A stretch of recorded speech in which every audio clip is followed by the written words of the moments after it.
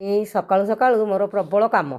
ଉଠି ପଡ଼ିଲି, ଚା ଟିକେ ପାଣି ଦେଇକି ବସେଇକି ଚା ପତି ଢାଳିଦେଲି, ଏଠୁ ଚିନି ଟିକେ ପକେଇଦେଲି, ତାପରେ ଗୋଲମରିଚ ଗୁଣ୍ଡ ଟିକେ ପକେଇଦେଲି, ଏଠୁ ସେ ଫୁଟିଗଲା ବେଳକୁ କ୍ଷୀର ଟିକେ ଦେଇଦେଲି, ଏଠୁ ଟିକେ ସମୟ ଅପେକ୍ଷା କଲି। ମୁଁ କହିଲି ନାଇଁ ଟିକେ ଭଲ କରି ନ ଫୁଟିଲେ ଚାହାଟା ଭଲ ଲାଗିବନି। ଟିକେ ସମୟ ଚାହାଟା ଫୁଟିଗଲା ପରେ ମୁଁ କ'ଣ କଲି ନା ଝିଅ ପାଇଁ ମୋ ପାଇଁ 2 କପ୍ ଚା ତିଆରି କଲି। ସେ ବି ଉଠିଲେ ପିଇବ, ସେ ବି ସେପଟେ ତା'ର ଅଛି।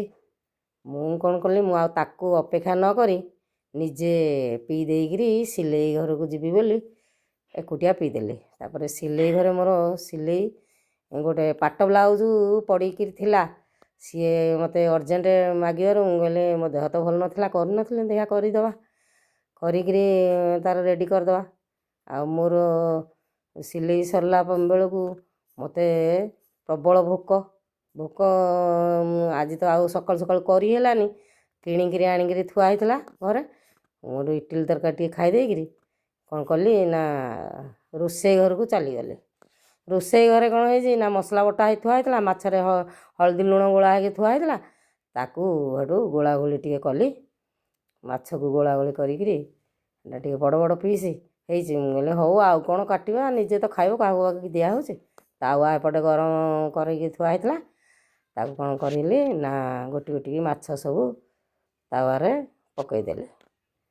ଆଉ ମାଛ ସବୁ ମାନେ ଧୀରେ ଧୀରେ ଜାଳ ଦେଇକିରି ମସମସିଆ ହେବା ପାଇଁ କିଛି ସମୟ ଅପେକ୍ଷା କଲି। ସିଏ ମାଛ ଆସ୍ତେ ଆସ୍ତେ ଆସ୍ତେ ଆସ୍ତେ ସବୁ ମାନେ ମସଲା ମରିକିରି ତା ଦେହରେ ଲାଗିକିରି ପିସ୍ ଗୁଡ଼ିକ ଗୋଟି ଗୋଟି ହେଇକିରି ବାହାରିଲା।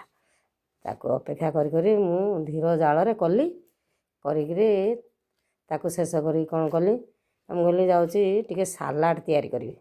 ସାଲାଡ଼ରେ ପିଆଜ, କାକୁଡ଼ି, ଟମାଟୋ, ଧଣିଆ ପତ୍ର ଏମିତି ସବୁ କାଟି କୁଟିକି ତାକୁ ଆଗରୁ ରଖା ହେଇଥିଲା। ତାକୁ କ'ଣ କଲି ନା ଜିରା ଲଙ୍କା ଗୁଣ୍ଡ, ଅଦା ଛେଚା ଟିକେ, ରସୁଣ ଛେଚା ଟିକେ ଦେଇକିରି ତାକୁ ଦହି ପଛ ବେଳକୁ ଗୋଳେଇଲେ ଭଲ ହେବ ବୋଲି ପଛ ବେଳକୁ ଦହି ଟିକେ ଗୋଳେଇଲି, କାରଣ ଆଗୁଆ ଗୋଳେଇ ଦେଲେ ଫଟକିଯିବ।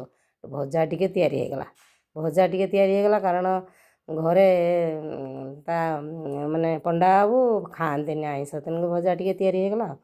ଆଉ ଭାତ ଥାଳି ଆମର ରେଡ଼ି ହେଇଗଲା। ଭିଡ଼ିଓଟି ଯଦି ଭଲ ଲାଗିଥାଏ ଲାଇକ୍, ସେୟାର, ସବସ୍କ୍ରାଇବ୍ କରିବେ। ଜୟ ଶ୍ରୀରାମ।